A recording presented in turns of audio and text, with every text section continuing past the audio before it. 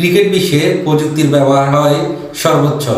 প্রত্যেকটা দলের একজন অ্যানালিস্ট থাকে, যিনি কিনা প্রতিপক্ষ দলের শক্তিমত্তা কিংবা দুর্বলতার দিকগুলা চুলছেড়া বিশ্লেষণ করে।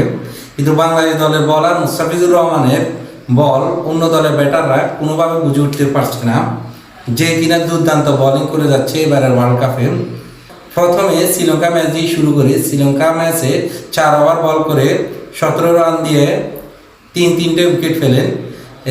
দ্বিতীয় ম্যাচে সাউথ আফ্রিকার সাথে 4 ওভার বল করে 18 রান দিলেন।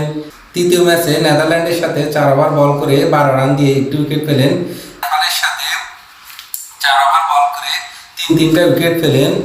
17 নম্বর ওভারে 1 রান, 17 নম্বর ওভারে মাত্র একটা রান দিলেন এবং 19তম ওভারে ম্যাডেন উইকেট নিলেন।